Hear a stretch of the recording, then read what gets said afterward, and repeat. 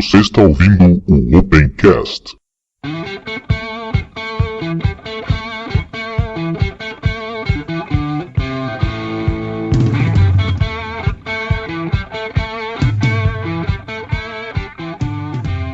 Estamos começando mais um Opencast, o seu podcast sobre tecnologias livres. Eu sou o Ivan, do site ubunteiro.com.br. Bom dia, boa tarde, boa noite a todos aí. Vamos para o 27º episódio aí do Opencast. Boa noite, meu nome é Olga Maciel, do Castalho Podcast. É um prazer estar aqui novamente. Vou bater papo com vocês e falar muito de abobrinha. Bom dia, boa tarde, boa noite, né? Eu sou o Rasgris, um cara muito feliz de ter sido convidado para esse Opencast. Me sinto muito honrado com o convite, pessoal do Ubunteiro. E eu tô aqui pra gente falar um pouquinho sobre as notícias da computação gráfica livre, o que acontece dentro do software livre também em geral aí. Beleza, galera? Meu nome é Brito Simões, eu sou atualmente líder do time regional do Ubuntu BR RJ e trabalho com Unix e Linux há bastante tempo aí. Estou aqui junto com os meus amigos para poder falar com vocês aí, muito para aprender, muito mais para ouvir e para falar e para ensinar, e estamos aí.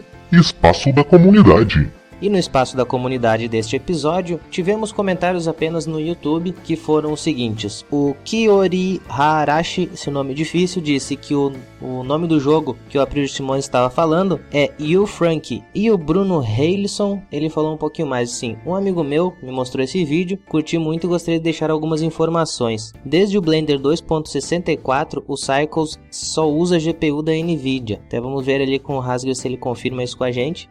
Existe uma extensão universal para arquivos em 3D, no caso seria o .obj. Problemas de incompatibilidades com ele é quase zero. O Cycles deixou de ser exclusivo para Blender, tem aqui o endereço, vou passar depois ali para vocês também então. E uma grande vantagem além dele ser free é que existe bastante material sobre o Blender em várias línguas, isso é fato. Bom, pessoal, se vocês quiserem mandar alguma mensagem, algum comentário pra gente comentar aqui no espaço da comunidade, mande um e-mail para opencast@ubunteiro.com.br ou nos mande uma mensagem no Twitter, que é twitter.com/ubunteirobr, no Facebook também, facebook.com/ubunteirobr, no Google Plus eu sempre deixo o link aí para vocês, porque eu não sei aquele ID todo lá para falar para vocês. Lembro a todos que nós temos um feed para vocês poderem adicionar e acompanhar todos os episódios, né, sem ter que ficar entrando na página. Mesmo assim eu peço que vocês entrem na página, tá ali o link no site, no final da postagem. Também tem o feed do iTunes e não esqueça que nós temos o canal no YouTube também, então é o canal também, o Ubunteiro BR. Não deixe de acompanhar também lá o videocast e outros vídeos que a gente vem a postar. Sempre deixe o seu curtir lá, faça seus comentários, que a gente fala sobre um pouco de tudo, sobre o software livre e futuramente também algumas outras coisas aí que tá chegando, uma impressorinha que a gente vai mostrar nos vídeos também. Então é isso, agora fique com o episódio que vamos falar um pouco sobre os acontecimentos que aconteceram, lógico, né, desde o último episódio que nós gravamos sobre notícias.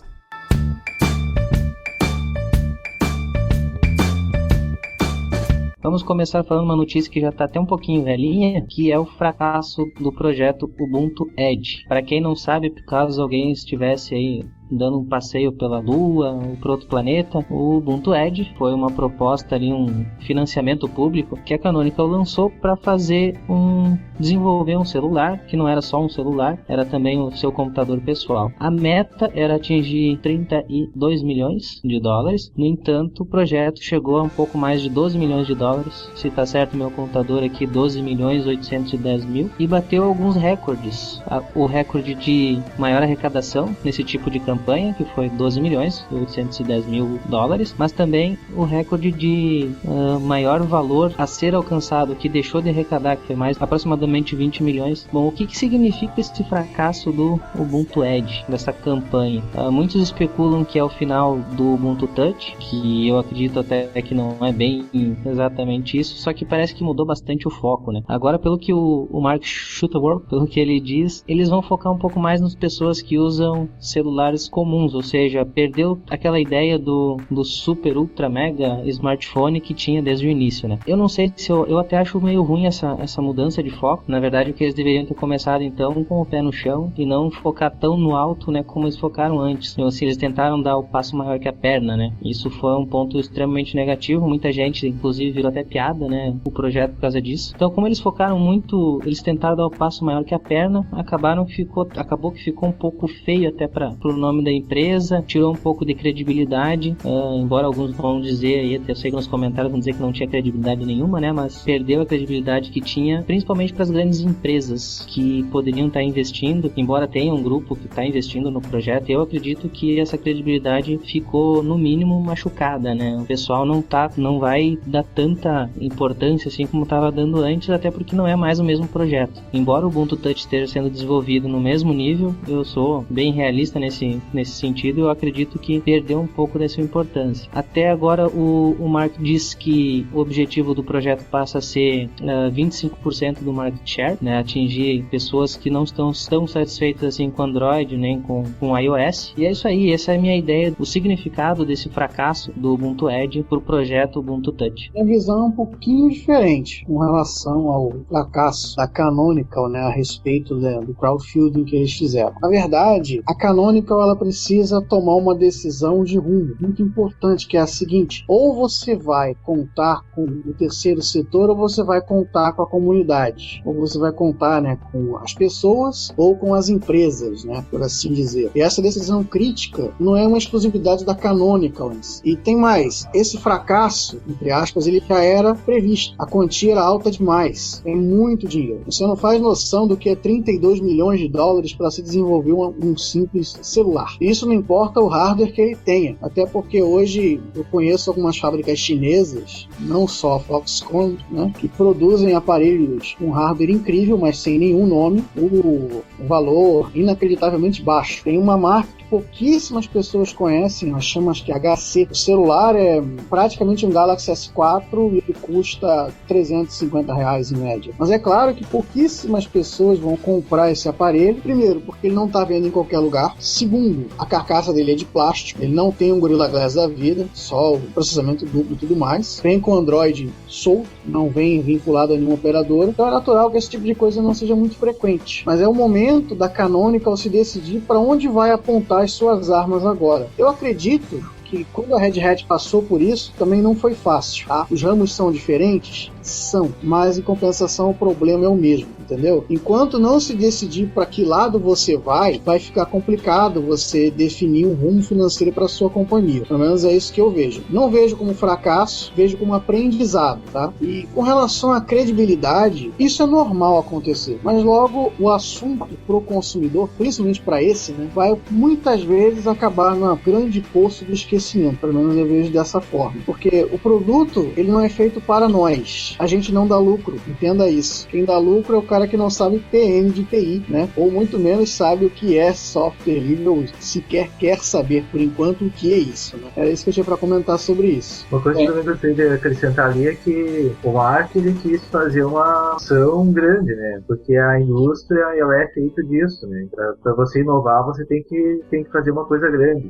Pode ter sido, ele pode já ter pensado em ter feito algo grande, assim, imaginando que não ia dar certo para poder conseguir publicidade. Ou pode ter acreditado mesmo, né? Que fosse dar certo e eventualmente não deu, né? É por isso que eu te falei daquela encruzilhada, né? Você tem que decidir para onde você vai. Exatamente. Ele apostou na comunidade e ele nem ganhou e nem perdeu. Porque, na verdade, ele conseguiu o que ele queria. Ele queria ver que existiam pessoas dispostas a bancar os sonhos dele. Existem. Ele ganhou. Ele nem que seja na pior das hipóteses, ele ganhou o conhecimento de quanto que a comunidade ajuda. Ele tem um valor, ele tem uma quantização de quanto que a comunidade topa colaborar. Quem sabe com o próximo projeto ele fazer de uma forma diferente, que se peça menos dinheiro, mas que tenha, por outro lado, um pouco mais de aporte de alguma outra empresa. Isso se ele for na próxima vez buscar na comunidade esse dinheiro.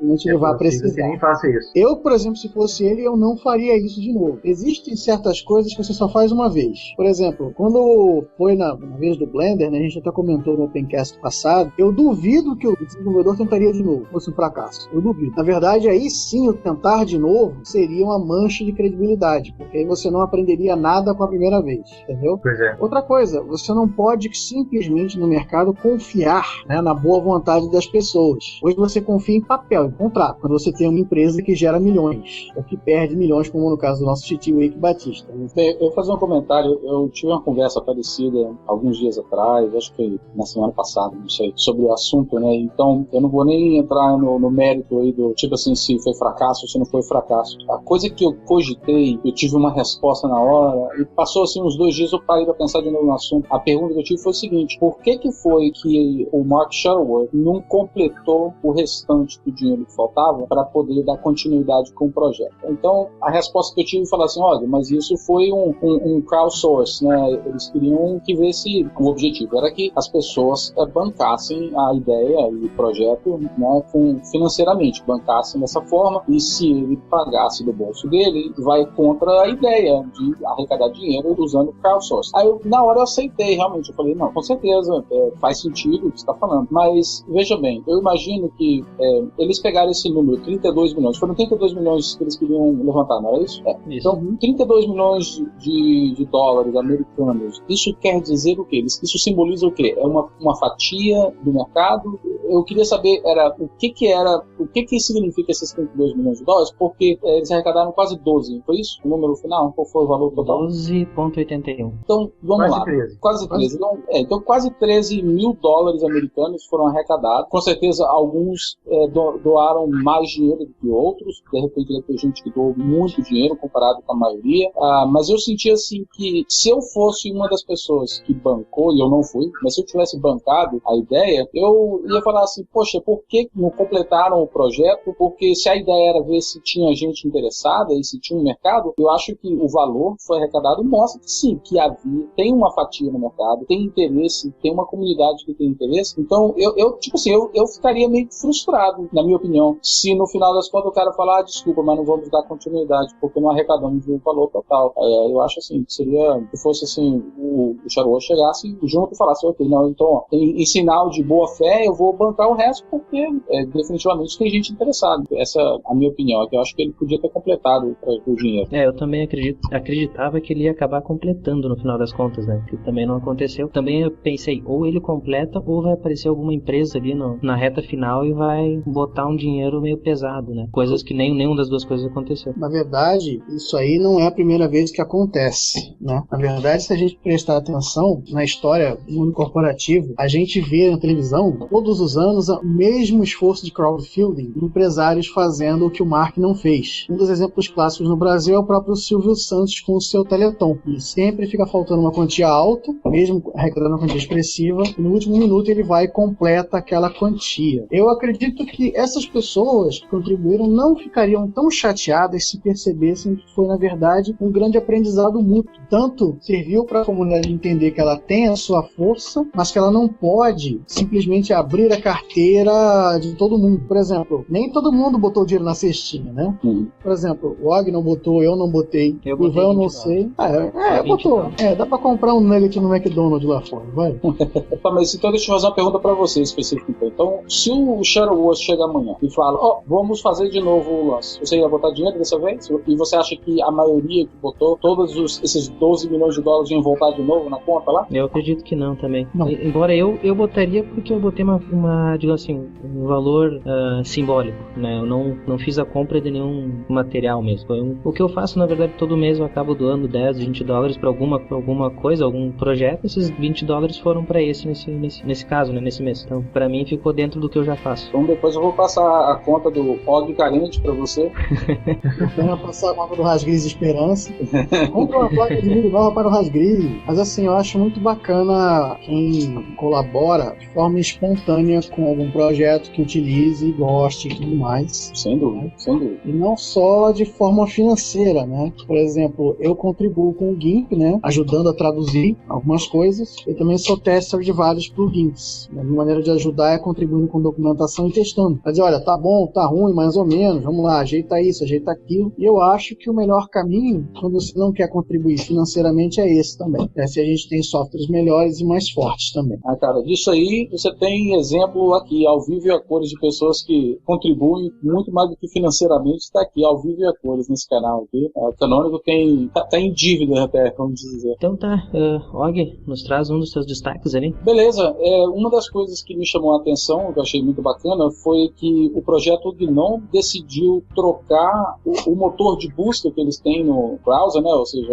o search engine que eles têm no browser deles padrão. Antes era o Google, eles usavam o site da Google para fazer isso, agora eles mudaram para o DuckDuckGo. E um dos motivos foi justamente por causa daquele lance da sua privacidade, né? Que o Google, apesar de ser uma ferramenta fantástica, ele guarda toda a sua informação e, de uma certa forma, existe aquele risco de eles compartilharem informação depois com o pessoal aí da NSA ou que seja qualquer outro governo que chega lá com uma ordem e pede essa informação. Então, o DuckDuckGo, que é esse motor de busca que eu já uso já tem algum tempo, eu até menciono muito assim no meu podcast, ele que vai ser agora, por padrão, vai ser usado. Então, eu achei fenomenal, porque, primeiro, eles escolheram uma ferramenta que é tão boa quanto o Google e tem todo aquele lance de que a companhia DuckDuckGo, eles não guardam a sua informação. Então, você pode fazer qualquer tipo de pesquisa e essa informação não vai ser usada contra você. Então, eu achei assim, pra mim isso foi a melhor notícia da semana. Inclusive, comentando, eu tive conhecimento do DuckDuckGo, da existência dele no Castalho Podcast. Eu não conhecia antes. Eu não lembro se foi alguma vez que eu participei ou estava ouvindo uma vez e aí que me deu a curiosidade. Eu nem sei como é que ele funciona direito, até que tu já explicou pra gente um pouquinho. Eu tinha até uma ideia errada que ele fazia algum uso de consultas do Google e repassava, né? Ele faz, é o motor dele. O lance é o seguinte, é que eles, é como se eles, e é claro que eu não tô dando a explicação oficial ou até mesmo toda técnica aqui, né? Mas acontece que o seu site a sua pesquisa vai parar nos servidores deles, aí de lá eles usam um lance que faz a sua informação ficar anônima, e aí então sim, eles usufruem de outras ferramentas também, eles podem procurar pelo Google, pelo Bing, pelo Yahoo e tal, mas aí a informação quando chega nesses motores de busca aí, chega como se eles tivessem saído do DuckDuckGo, então aí já fica tudo anônimo, e eles, o que eles falam é que eles não guardam a sua informação, então, tipo assim, a sua informação sai do seu computador, vai parar no DuckDuckGo, aí eles removem todas as coisas pessoais suas, e daí eles vão fazer a sua busca e traz o resultado de volta. Eles servem meio que de proxy para busca, então. Exatamente, é como se fosse um Tor. Vocês conheciam o DuckDuckGo antes? Eu tinha conhecido através do Castalho também. Tinha ouvido falar, mas nunca tinha tido curiosidade de testar. Só para completar o que o Og falou, eu acho que foi legal a atitude do pessoal do Projeto Gnome, mas para o usuário convencional, não está muito preocupado com segurança, eu acredito que tenha sido meio que elas por elas. Mas para pessoas como nós, foi sim um ato louvável. Falando em segurança do usuário mortal, hoje eu presenciei uma cena, no mínimo, assim, que me fez quase que sair sangue dos olhos, assim, de eu ver o cara que foi... O sujeito tava batalhando pra pegar um visto pra poder viajar pra França. O cara tirou o visto e o cara bateu uma foto e botou no Facebook a foto do visto, com o número do passaporte do cara, com tudo. E eu avisei o cara e disse, tem o teu número do passaporte aí, tu não acha aí interessante tirar esse número aí, pra pagar isso ali, algum detalhe? Eu falei assim, não, eu não sou uma pessoa importante para as pessoas me procurarem. Esse negócio é recorrente, inclusive. Eu imagino que seja até ilegal, não? Publicar esse tipo de informação? Exato. Não sei, talvez eu acho que no Brasil não tenha legislação a respeito disso aqui no Brasil. Talvez aí nos Estados Unidos sim. Porque aqui você realmente, acho que você estaria numa situação meio complicada. Né? Guilherme, o que tu tem pra nos destacar aí? A gente vai começar, né, pelos desenvolvedores do kernel envelhecendo, ou amadurecendo, né, e a comunidade procurando gente nova. Bom, o que acontece? O pessoal que desenvolve o kernel, né, mantém essa coisa funcionando pra gente usar, esse pessoal tá começando a amadurecer, não digo nem envelhecer, né? O pessoal que antes era novinho, igual a gente, com 20 e poucos e tudo mais, tá começando a chegar na casa dos 3.5, 4.0, alguns na faixa do Júlio Neves, né, que aí já é 8.0 pra cima, e eles não têm o mesmo ímpeto de antes, né, de, vamos botar pra quebrar, vamos escrever tantas mil linhas de código no final de semana, vamos corrigir isso aqui, vamos alterar isso aqui e tudo mais. É mais um trabalho, vamos dizer assim, estilo kernel esperança. E é natural que se abata depois de alguns anos, né, o temido cansaço. Você não faz mais as coisas como antes. E é por isso que a comunidade, né, de software livre, a Linux Foundation, né, e a FSF também, novos membros, né, para poder suprir essa demanda, porque antes eles tinham, até alguns anos atrás, cerca de 150 desenvolvedores novos para o kernel, um período de espaço de tempo, tempo, de 3 meses, e esse número hoje em dia está em 50. E a alta liderança não está se renovando. A gente sabe que o tio Linus não vai sair de lá tão cedo, mas o que está abaixo dele geralmente trocava. Fazia a dança da cadeira voluntariamente, né? Só que hoje não está tendo nem gente para fazer a dança da cadeira. E isso é um pouco preocupante, né? Se a gente quer que o sistema continue sendo desenvolvido. Isso é bem importante. Eu vejo bastante isso nos grupos de usuários que eu participo, os divulgadores de software livre, que eu sou um exemplo. Quando eu não consegui mais dar conta do grupo aqui regional, que era o Caudilho Livre, o pessoal não botou pra frente. Enquanto eu tava lá chamando o pessoal, falando vamos fazer evento, vamos fazer isso, vamos fazer aquilo, o grupo andava. E quando eu disse, cara, eu não consigo, não vou conseguir, alguém assumiu, e porque 2-3 meses e o grupo se extinguiu, porque não tinha uma liderança que ficasse lá e fazia a coisa andar. Acho que a mesma coisa pode acontecer com o kernel, só que lógico, um nível mundial aí é um pouco mais difícil disso acontecer, e por isso que é importante essa renovação, mas uma renovação de verdade, né, com pessoas realmente interessadas, não simplesmente querer botar o nome lá como, eu sou desenvolvedor do kernel, né, pessoas que façam mesmo. Sabe, esse problema eu também estou enfrentando na comunidade do GIMP Brasil. Pra quem não sabe, eu fui um mantenedor até 2012, e aí aconteceu um fato bem engraçado, né? Eu pensei, finalmente estou em boas mãos, finalmente estou de férias, né, digamos assim, né, férias voluntárias, graças a Deus, né, mas aconteceu uma coisa bem engraçada nesse ano, fui chamado de volta, eu fiquei sem saber o que dizer, e agora eu tô vendo se eu consigo, pelo menos mais 2 ou 3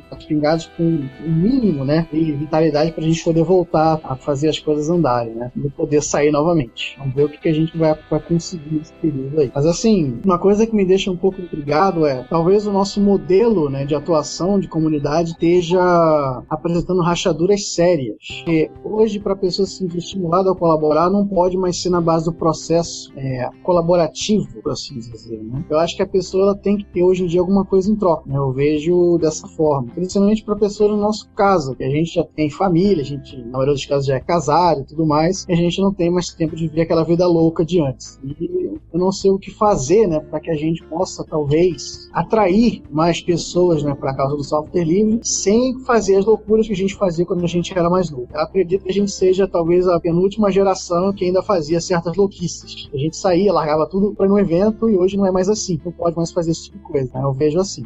Você mencionou aí, especificamente, o projeto do kernel, certo? Sim. Você vê esse mesmo problema acontecendo com outros projetos? Porque, ao meu ver, isso é um projeto de software livre, tem um ciclo, né? E todo mundo passa por ele. Então, todo mundo começa, assim, cheio de gás e tal, e geralmente é quando a gente é mais novo e não tem tanta responsabilidade, e aí chega naquele ponto quando a vida profissional você já começa a ter mais trabalho, casa, tem filho, caramba, 4, e o processo é de você ir gradativamente deixando, passando até as coisas, até que você acaba saindo, entre aspas, saindo do projeto, não participando tanto como antes, né? Mas isso é uma coisa que eu vejo como normal. Mas você, como mencionou o negócio do kernel, o problema do kernel, você acha que a atitude do Linus Torvald, porque a palavra certa, ele é um asshole, ele é um idiota, o cara, ele é super inteligente, mas a forma que ele trata as pessoas é, assim, horrível, né? Então, você acha que a atitude dele tem algo a ver com o fator do projeto kernel tá tendo problema, verdade? Na verdade, eu acho que o problema não é só ele, né? Talvez seja a forma de lidar com as pessoas no geral, né? Talvez eu acho que esteja na hora de rever a forma como lidar com as pessoas, né? E até de ter atrativos para trazer essas pessoas para projetos, não só do kernel, mas de outros projetos livres que passem por problemas semelhantes. Eu vejo assim. A gente tem que começar a buscar novas maneiras de trazer pessoas de forma que elas sintam que estão ganhando alguma coisa, né? Que não é um trabalho gratuito, algo assim. Eu acho até que um exemplo bom de uma comunidade que se renovou,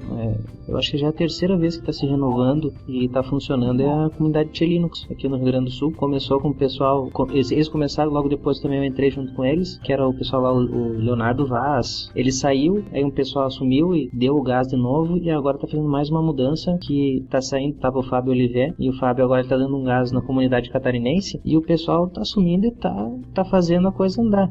Só que o que eles fizeram? Eles simplesmente espalharam responsabilidades. Tem várias pessoas fazendo de tudo, não está mais centralizado. Lógico, no caso é divulgação, né? Não é desenvolvimento. O desenvolvimento sempre vai ter que ter um grau de centralização, mas Mas para a comunidade, para divulgação, realização de eventos, palestras, isso está funcionando bem, essa divisão. Cada um faz numa cidade, numa região, e tem vários responsáveis por várias coisas e a coisa está andando, né? Um bom exemplo, a comunidade Tia Linux. Então, vou deixar o link para o pessoal conhecer a comunidade, quem é do Rio Grande do Sul, principalmente. Esse aí de trabalho em comunidades é complicado, essa questão porque as pessoas vão ficando mais velhas e é difícil de trazer mais gente. Né? Uma coisa que tá, inclusive eu recebi um e-mail hoje que mandaram para a lista de toda a graduação e de toda a pós ali da universidade, que tem uma mulher que está fazendo um trabalho de conclusão a respeito de verificar por que tem tantas poucas mulheres na informática. E o artigo que eu estava vendo também dessa notícia da equipe de desenvolvimento do kernel que está diminuindo, tá ficando mais idosa, assim, mais idosa não, mas com menos gás, assim, né? É uma situação semelhante e eles também citaram essa questão de ter menos mulheres. Então, a solução, provavelmente, uma solução tá ligada com a outra, né? Que não se sabe ainda o que poderia trazer mais gente, mas tem a ver, o pessoal meio que tem a ideia de que tem a ver com a forma de se portar perante a sociedade. Pô, eu sei que se trouxer mulher, a nerdaiada vai cair em peso nas comunidades. Mas tem a ver com como que a sociedade enxerga isso. Então, se isso volta a ser algo cool, assim, então o pessoal volta a participar. Não tem tanto apelo de marketing, assim, que é isso que aparentemente está faltando. Esse é um grande problema, marketing, né? A gente não tem esse investimento porque depende de bastante dinheiro. Sim. Eu discordo de você. Não é o dinheiro que falta. O problema não é a falta de dinheiro. De jeito nenhum. Dinheiro nós temos para fazer. A prova disso foi a Agora eu vou dar conta, então.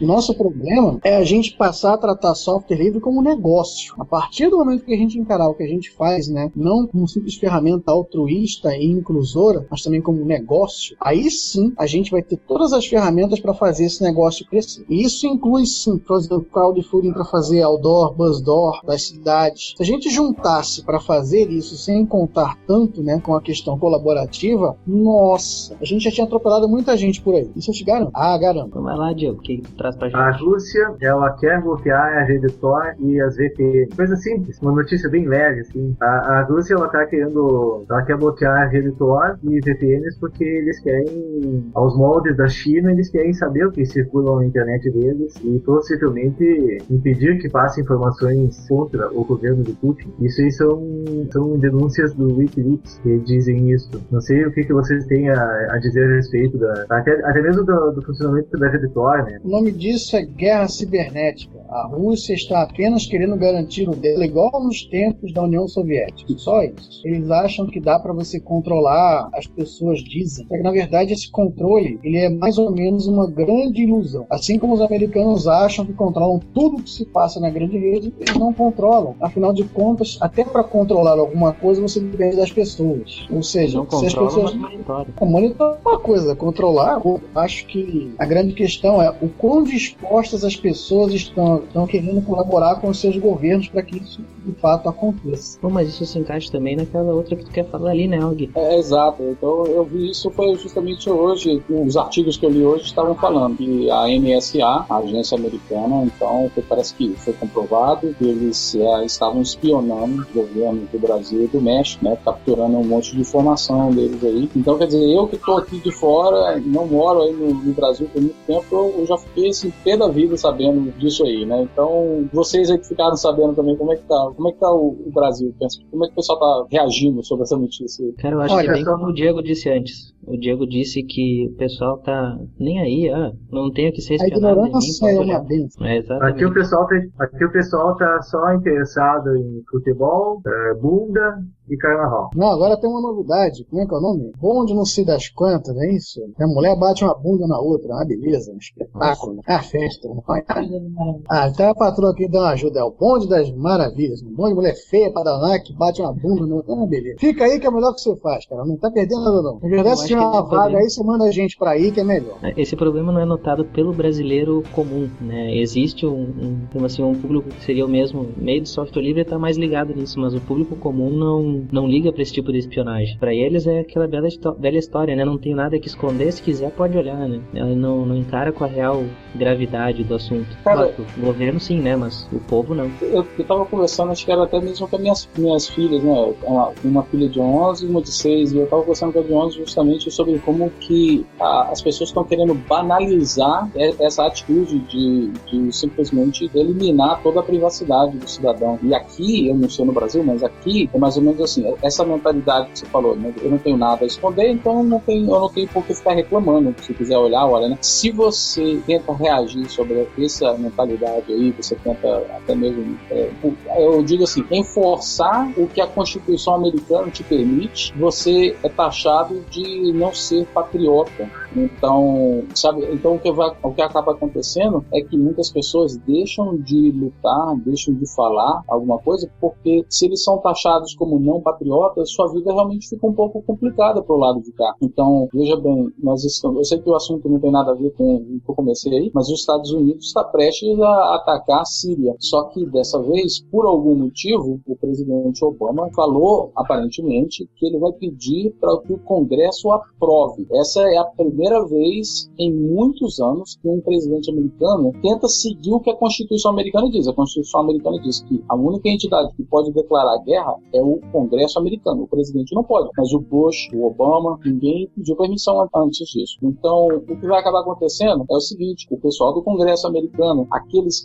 que opõem a guerra, eles vão sofrer uma pressão enorme da comunidade, a própria comunidade americana, que vão taxar eles de não patriota, porque dessa vez a cena que existe aí são crianças, né? Crianças que morreram, que foram morreram intoxicadas com aquele gás sarin. Então, o que vai acabar acontecendo é que as pessoas vão acabar abrindo as pernas e cedendo, porque senão eles correm o risco de ser taxados como não patriotas e ninguém vai eleger eles na próxima eleição. Essa é uma coisa estúpida, mas eu estava falando para minha filha como que estão querendo banalizar isso. Daqui a 10 anos, se alguém falar que existia privacidade, o pessoal vai rir da sua cara. Não, isso nunca aconteceu. Isso é mito. E pelo que se vê aqui, o povo daqui deixa tranquilo, tem muito problema. Não, o problema você vai ter se você mexer com o funk, com a bunda. Tudo bem, isso é um problema. Com o futebol, né? Tem, ótimo, só complementando aí, tem uma frase que diz bastante a respeito disso, né? Manda quem pode, obedece quem tem juízo.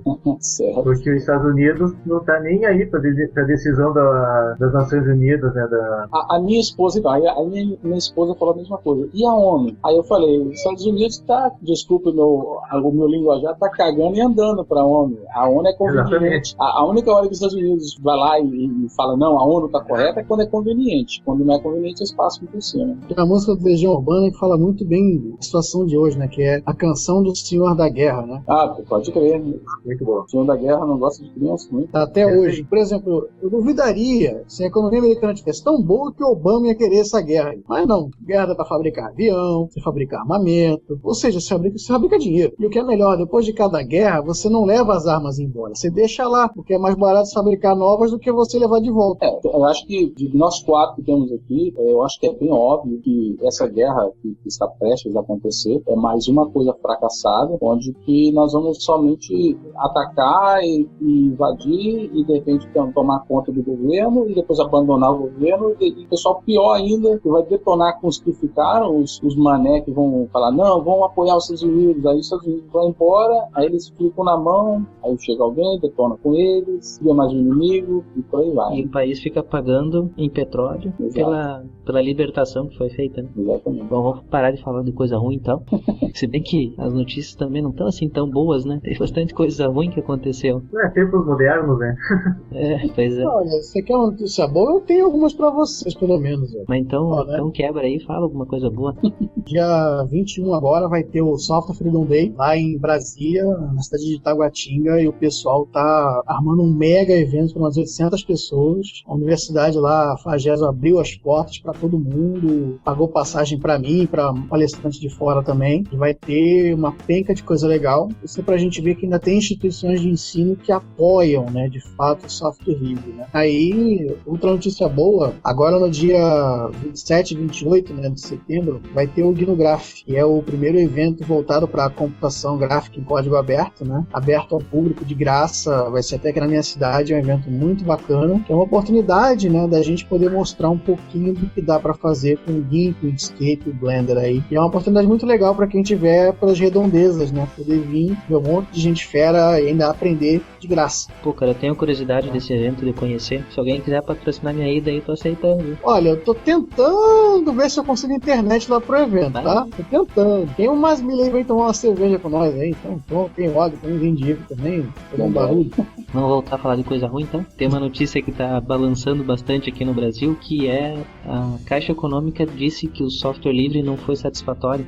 Quem conhece a Caixa sabe que foi um dos maiores usuários, né, empresa usuária de software livre no Brasil, com soluções desde os ATM até os servidores, tudo com software livre. Mas, politicamente, mudou o chefão lá de dentro e, curiosamente, assim que mudou o chefão, começaram a jogar as coisas fora, né? Tudo que é software livre que pudesse ser trocado foi trocado. Foi feita uma licitação totalmente direcionada para compra de suíte de escritório da Microsoft. Tem mais coisa, tem servidor de e-mail, tem mais, não é só isso, tem servidores Windows 2012 servers, se não me engano. Bom, tem bastante, é um dinheirão que tá saindo e até eu tava lendo bastante coisa, não só, saiu bastante coisa em inglês também, a Microsoft se manifestou também sobre o caso. Para vocês terem ideia, a Microsoft doou 15 mil licenças do Office para os funcionários da Caixa, o que também pela Constituição não poderia, seria proibido porque está sendo feito, se caracterizaria na verdade a compra, né, da licitação, mas o Ministério Público fez também sua vista grossa, estão tendo uma repercussão bem grande por causa disso. A comunidade software livre está buscando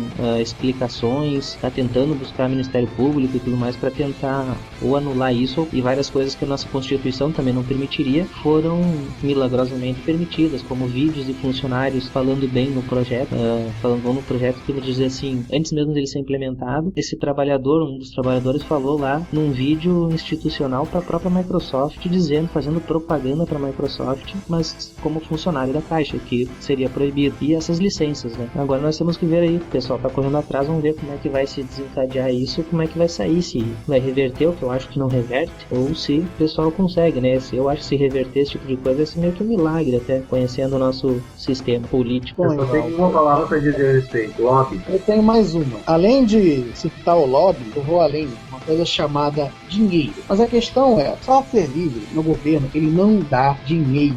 Isso porque não tem ninguém com petrodólares por trás para pagar. Quanto custa um profissional hoje? Quanto custa? Vamos lá. Quando alguém pergunta para você, Ivan, qual é o seu preço? Para você falar bem de um produto X, qualquer um. Vamos imaginar que você use um barbeador da marca X.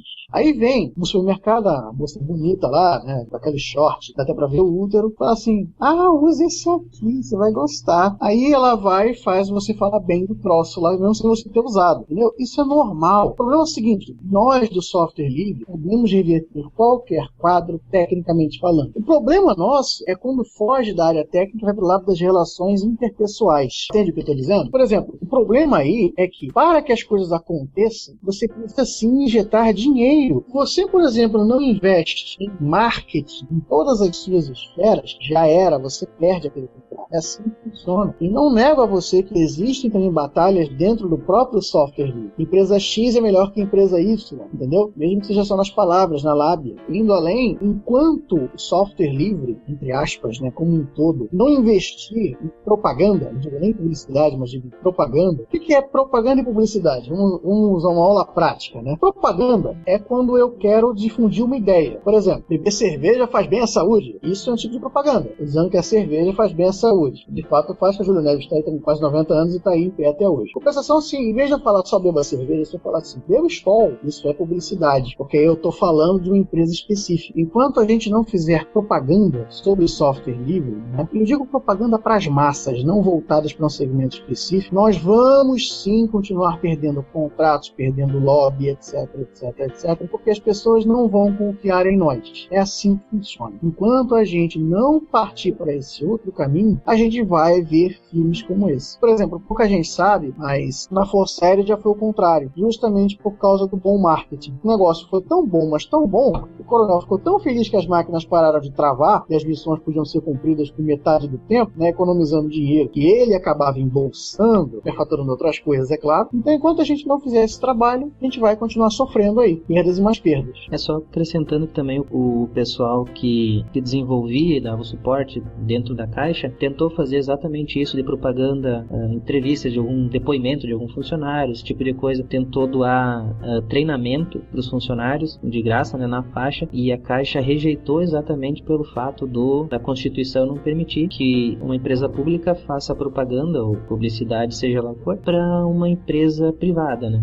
O argumento deles foi esse. No entanto, para a Microsoft não teve esse argumento, foi simplesmente vai, faça. Mas foi aquilo que eu acabei de falar para você do software. Eles tentaram dar coisas de graça. A Microsoft foi pelo outro caminho. E nós também precisamos disso se nós queremos esses grandes contratos. Esse grande caminho, né, envolve uma mala cheia de dinheiro para as pessoas certas. É assim que funciona. Eu não queria falar isso. Eu não queria falar isso, mas é exatamente o que aconteceu. Tem que falar, não tem jeito. Por exemplo, não adianta você querer doar cursos, né, para fazer as pessoas usarem, dizer que você é bonzinho. Porque não é assim que funciona. A pessoa que está na ponta, ela vai te perguntar, tá, beleza, pode fazer o que você quiser, mas o que eu ganho com isso? Por exemplo, uma vez eu ouvi uma frase que eu achei que só ia ouvir num filme, mas não, eu ouvi na vida real. A frase diz assim: você quer rir, você tem que fazer. Se você quer que as coisas aconteçam, você tem que pagar para que elas aconteçam. É simples assim. E a Microsoft pagou. Só que a Microsoft não pagou porque ela queria o dinheiro da Caixa. Não, ela queria a dependência de longo prazo. É isso que ela quer. Simples assim. E enquanto nós do software livre continuamos brigando por coisa boba, eles vão tomar vários e vários contratos assim. E a gente só vai espernear no primeiro momento e depois acabou. É hora, entendeu, da gente poder atacar com a mesma arma. O problema é que a comunidade do software livre se esquece que enquanto ela ficar com as brigas internas e por aí vai, a gente não vai ganhar essa briga. Vai só piorar. Por exemplo, uma das poucas empresas que eu sei que fazem o caminho correto, sem mala de dinheiro, ainda consegue contrato, é a Red Hat. Isso porque ela opta pelo marketing consciente para o consumidor correto. É simples assim. E enquanto as outras empresas continuarem tomando a volta mais difícil, o caminho mais longo, meu amigo, vai piorar. Enquanto a comunidade achar que ela é a meca do altruísmo, meu amigo, lamento. Mas a gente vai ver tantos casos quanto da Caixa que você não faz noção. Teve um caso muito semelhante, mas no terceiro setor, que foi de uma marca de sucos, que eu não vou citar o nome, e hoje ela acabou voltando para o software livre, não porque ela quis, ela foi obrigada. Essa marca de suco, ela inclusive foi quase comprada pela Coca-Cola, porque a migração para software proprietário quase destruiu a fábrica. Era uma marca muito famosa, eu não vou citar para não sair feio na foto, eu trabalho com publicidade e propaganda. Aconteceu o seguinte: eles tinham um parque de máquinas que controlava a fábrica eletronicamente. Vazava suco, espremia as frutas lá e tudo mais. Com o software livre, o downtime dessa fábrica era de aproximadamente 5 minutos ao dia, que era o tempo do cara ir lá, ligar o servidor, ligar a máquina e tal. Era esse o downtime. Aí, um belo dia, chegou lá o cara da Microsoft e ofereceu a eles uma solução, né, segundo ele seria melhor, para rodar o Windows Server e tudo mais, aquela maravilha, sistema operacional, né? E o que aconteceu? O downtime da fábrica pulou para 8 horas por semana. Um desastre. Passou 6 meses e a fábrica teve uma queda de produtividade de cerca de 50%. Mas durante esse tempo, a gente, o que aconteceu? Na revista Info, não vou nem lembrar qual o número agora, saiu uma matéria da Microsoft falando da migração. E com os mesmos depoimentos de funcionários, com baitas aspas, satisfeitos, né? Aí, passou um ano e a mesma revista acabou fazendo uma notinha minúscula. Não tinha nem um dedo a nota. Falando que a fábrica tinha voltado para software livre porque a produtividade tinha caído tanto que eles não aguentavam mais. Interessante, não é? Isso é para vocês verem como o dinheiro manda nas coisas. E hoje eu sei que essa fábrica usa soluções da Red Hat. Pois é, interessante isso. Só para completar, esse dessa fábrica de suco não é o primeiro, tá? Tem uma outra fábrica, eu vou até, já que não sei se você camaradas comigo não vão citar, eu vou até citar o nome de algumas fábricas, né? Passaram por processos semelhantes. Diego, tu que foi pouco ali da tua pauta. Pois é, eu tenho aqui mais uma notícia. SDK do Ubuntu, ela pode ser portada para Windows e macOS. Os desenvolvedores consideram portar o SDK do Ubuntu para outras plataformas, visando um maior mercado. O que vocês acham disso aí? Eu acho um amadurecimento espetacular da Canonical em resolver fazer isso. Tornar a marca conhecida é fundamental, e se você puder fazer isso com o seu produto, melhor ainda. É uma publicidade para a marca, né? Eu vou no mesmo sentido. O desenvolvedor desenvolvedor hoje não está todo no Linux, né? Por mais que seja para desenvolver pro Ubuntu ou não, ele não está todo. E tem gente que vai estar só com uma máquina virtual para isso. É legal tu estar disponível em qualquer plataforma, facilitar para que as aplicações para tua plataforma sejam desenvolvidas, né? Não dificultar, não forçar que eles estejam numa plataforma específica. Eu acho que é um facilitador até pros planos da própria Canonical de alavancar o projeto tanto de aplicativos para o próprio Ubuntu quanto para aplicativos para o Ubuntu Touch. Olha, eu acho assim, eu não vejo de imediato nenhum problema. Eu sei que você, ao fazer isso, você está, de uma certa forma, fazendo o trabalho do open source, dando opções para as pessoas. Não importa qual o seu sistema operacional, você então tem o SDK aí disponível para você fazer o que você quiser, independente da sua plataforma. Agora, é claro que, com certeza, tem um outro ângulo, que é aquele assim, que um dos objetivos do Linux é justamente fazer com que você providencie uma plataforma livre, com programas livres, para pessoas não ficarem presas a um ambiente que seja restritivo, né? E ao fazer isso, você pensa assim que o lado bom, né?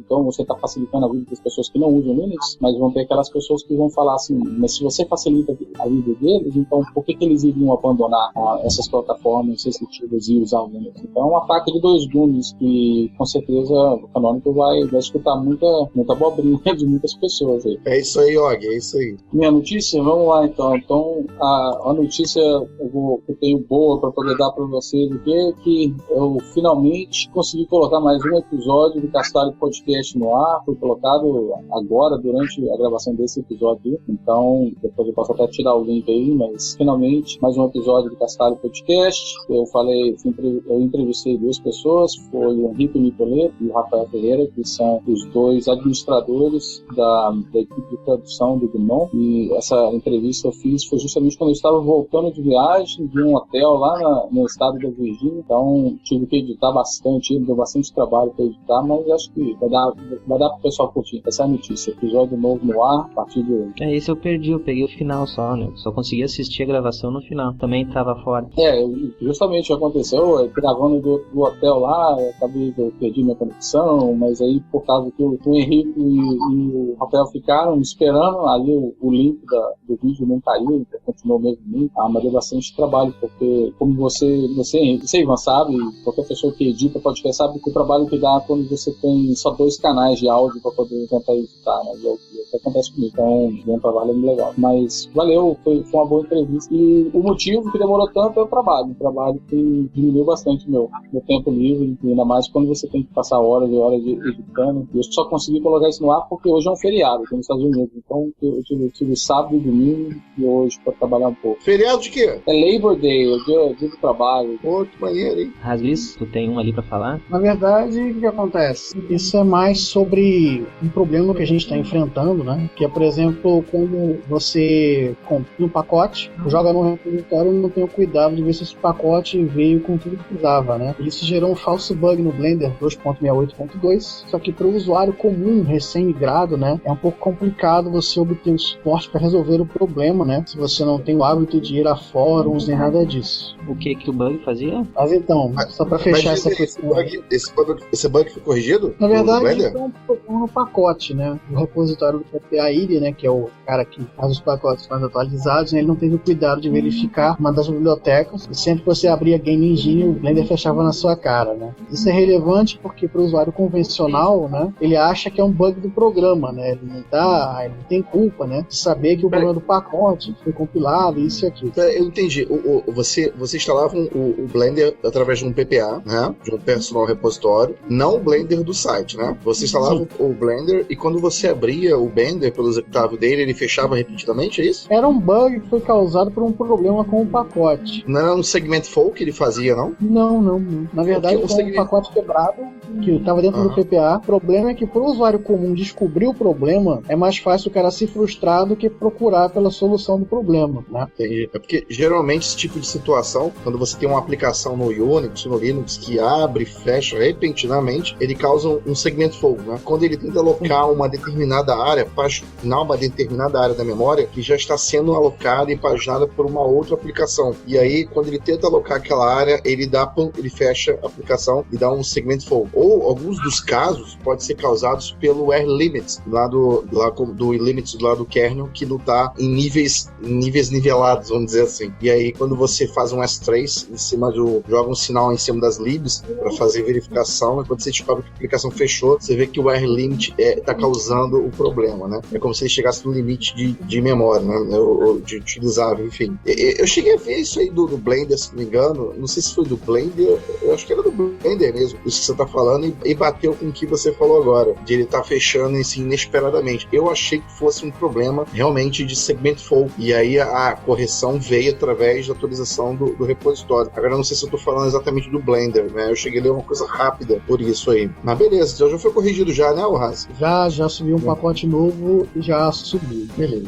Já que estava falando desse bug do Blender, eu encontrei um problema no LibreOffice. Eu não sei se é pertinente a todas as versões, mas eu encontrei ele na última versão, na 4.1, e ele diz respeito quando você abre um documento do Writer e você duplica. Você cria uma segunda janela com o mesmo documento e você trabalha com dois documentos, duas janelas do mesmo documento, seja em dois monitores, seja em um monitor só, e você trabalha você quer trabalhar com níveis de zoom diferentes em cada uma dessas janelas. Quando você trabalha com duas páginas, no caso, na universidade, eu trabalho com dois monitores. Um monitor ele é Full HD, e tem uma resolução grande, então eu boto duas páginas numa janela, duas páginas lado a lado, e no segundo monitor eu coloco, a ideia é colocar uma página só para eu trabalhar nas referências, já que é uma tela menor. Aí eu consigo, no monitor secundário, deixo as referências do artigo que estou escrevendo, e na janela principal deixo o corpo do texto e vou trabalhando. O que acontece? O que eu percebi toda naquela máquina, naquele aciona,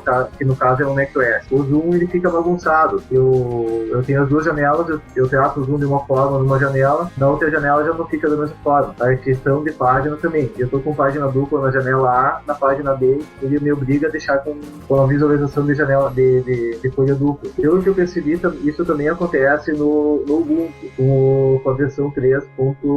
Alguma coisa. E no Windows com a versão 4.1 também. Então eu não sei se isso é recorrente em todas as versões, as últimas versões, então gostaria que fazer um apelo aí para os ouvintes, para os espectadores aí que verifiquem isso, se isso está acontecendo, e se é o caso, ou reportar um bug, ou entrar em contato com a comunidade, ou até mesmo avisar a gente aqui, né, para que possa fazer um reporte de bug, né. Existe um ASCII LibreOffice, não tem? Eu fiz isso também, e o pessoal só leu a minha pergunta e ainda não respondeu, então já indica que deve ser um bug. Entendi. Vamos falar sobre a verdade sobre o Trojan, o novo Trojan para Linux. Para quem não sabe, o Trojan para Linux é o Hand of Teeth, como é que fala aí, Og? Deixa eu ver o nome pra eu poder falar aqui, peraí. A mão do ladrão. Não, eu vou ter que gravar, cara. Ai, cadê? Tô procurando lá no notícias pra ver o nome do... Cadê o nome dele? Escreve aí pra mim, porque eu não tô vendo na documentação. Aí eu te falo de Hand of Teeth. Hand of Teeth. Como é que é, Og? Hand of Teeth. Hand of Teeth.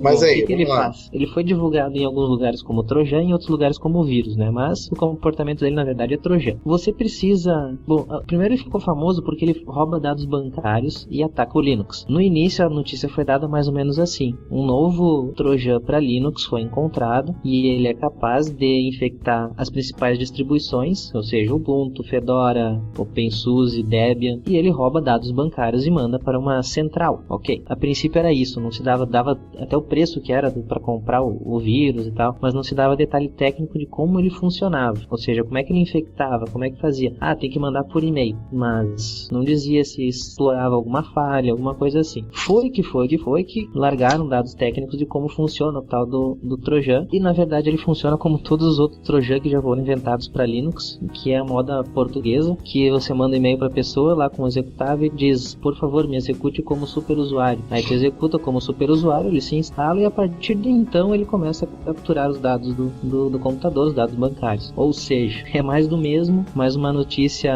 sensacionalista, querendo manchar. É aquela história, né? Vírus para Linux, Trojan para Linux vai existir com certeza, mas não é bem simples assim.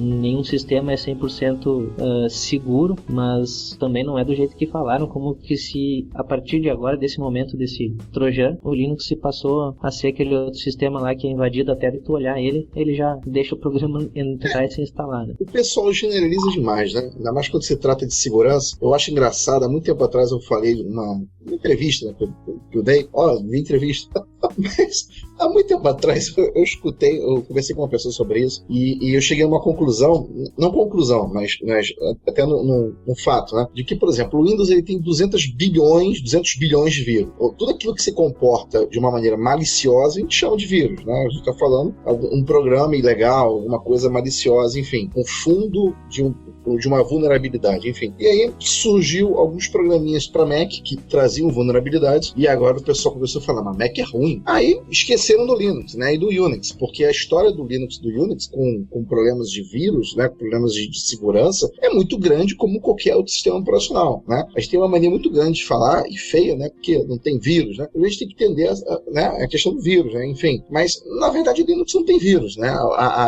O que acontece é o seguinte, para todo mundo lembrar, aí o Og aí bota as suas considerações, todo mundo. Vamos lá. Primeiro, a segurança do Unix e do Linux, ela é binária. Ou você é root, ou você não é. Ou seja, para você mandar um programa para infectar, é muito difícil você ter um script a nível não exploit, né? Até porque existem vulnerabilidades que eu conheço, que com poucos segundos você vira root no sistema sem ser root.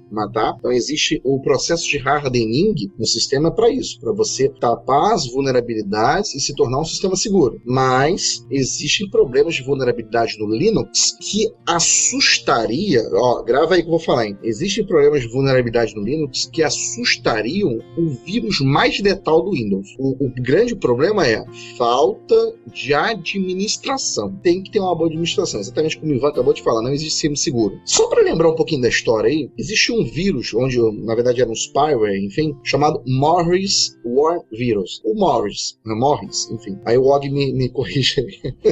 O que acontece?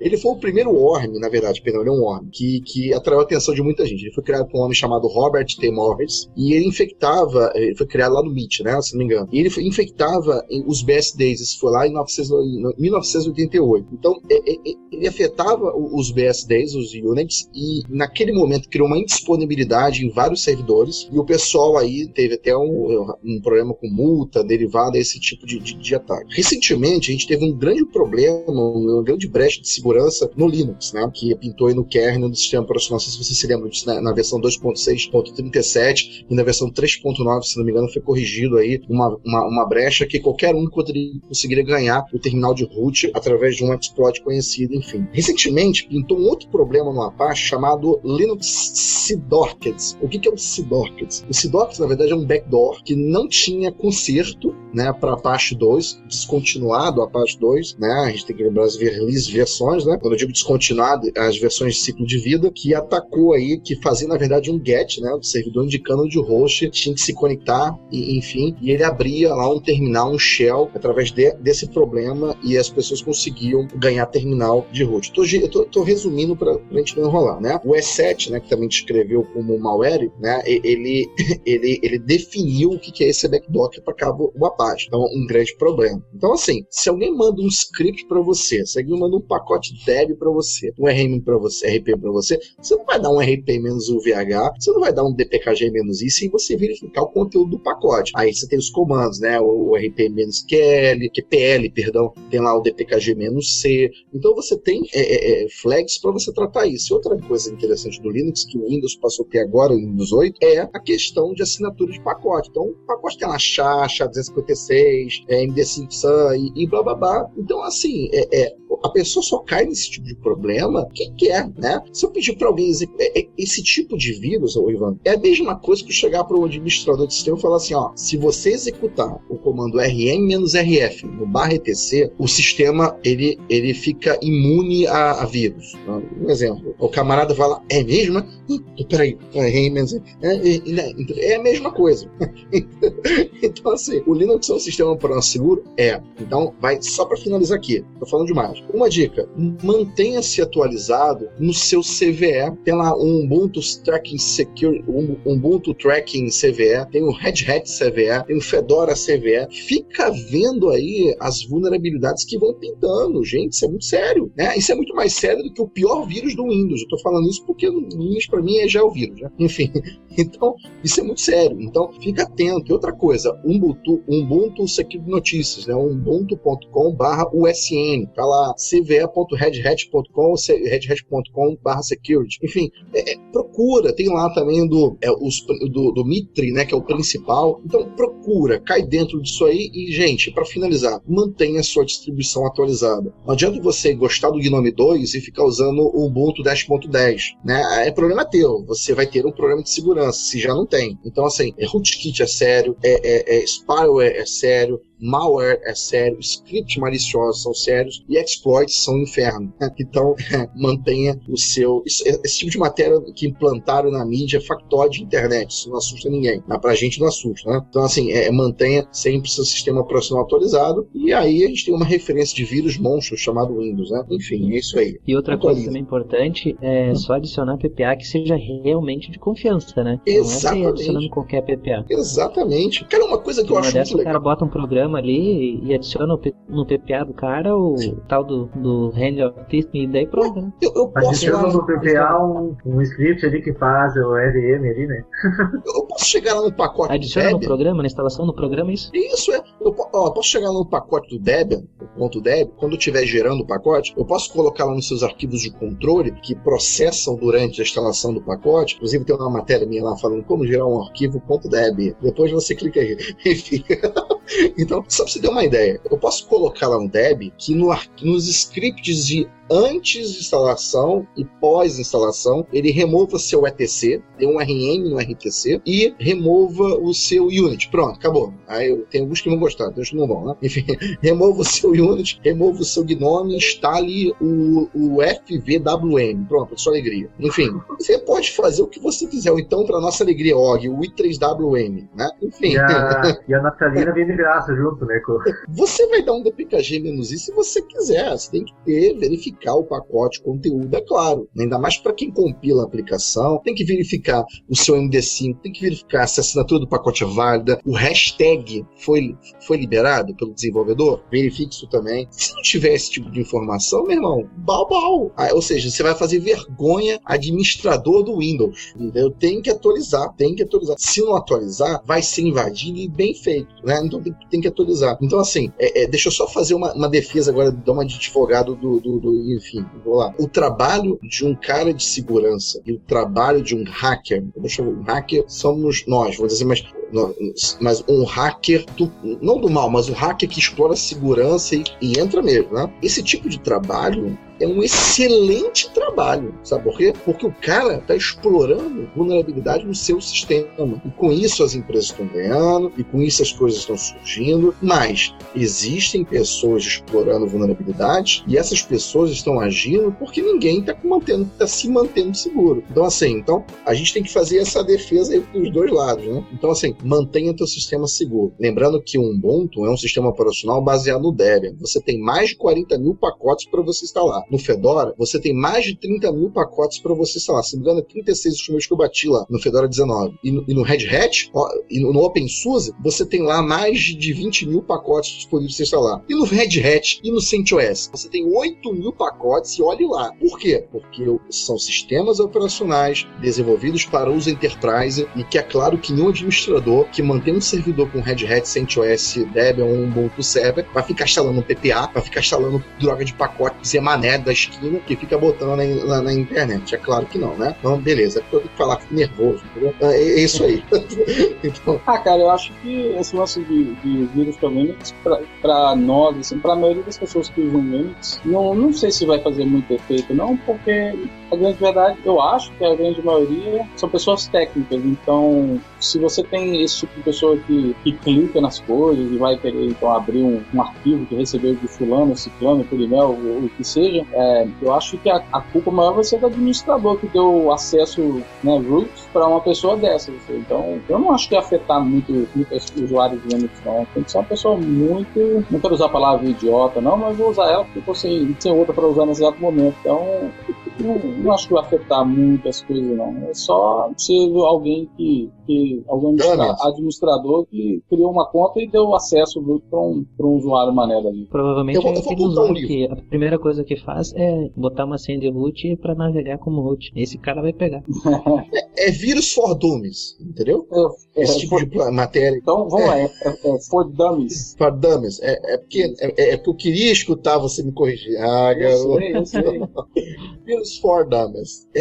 Mas cara, porque é impossível, cara, porque esse tipo de matéria que é implantada na internet só aumenta o ego dos administradores de Windows. Então, assim, por quê? Porque o camarada que fala mal do Linux, a primeira coisa que ele vai fazer é usar daquela própria coisa que arma contra ele, contra o Linux, do tipo, apareceu um vírus para Linux. Eu não falei. Então, assim, esse tipo de situação é que nem o Og falou, entrou no ouvido e sai no outro. Porque o que faz o sistema operacional ser seguro é você. Agora, uma coisa é um sistema operacional apresentar instabilidade por si mesmo, aí é uma outra coisa, né? Então, um conselho meu aqui agora, hein? Antes de você instalar pacote, programa no teu Ubuntu, no seu Fedora, vê bem de onde está pegando esse repositório pessoal, vê bem onde está puxando esses repositórios aí pro Fedora, né? O pessoal do CentOS para de ficar instalando o desktop aí do repositório, que vai virar Fedora, vai dar no mesmo, então usa lá o Fedora, enfim. E outra coisa, para de ficar instalando Blender quer dizer, de IPPA, tá lá o site do mantenedor, beleza, é isso aí. Chegamos ao fim de mais um episódio, então, do Opencast. Eu quero agradecer a todos vocês que participaram, a Prígio, Diego, Og,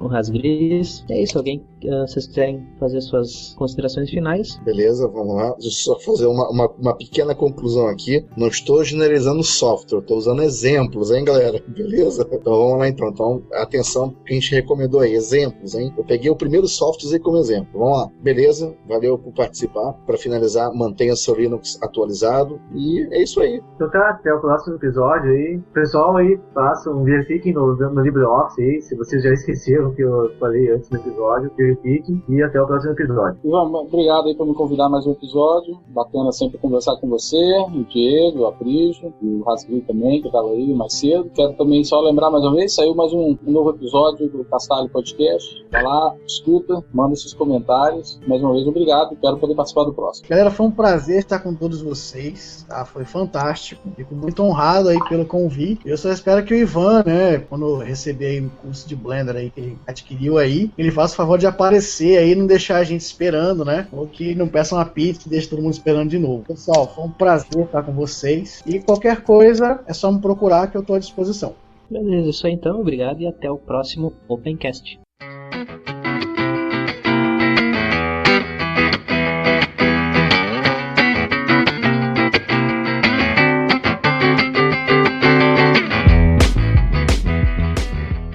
Antes que a gente esqueça, né? Boa noite aí, Obama. Obama. Esquecemos de cumprimentá-lo hoje. Nosso nobre ouvinte aí.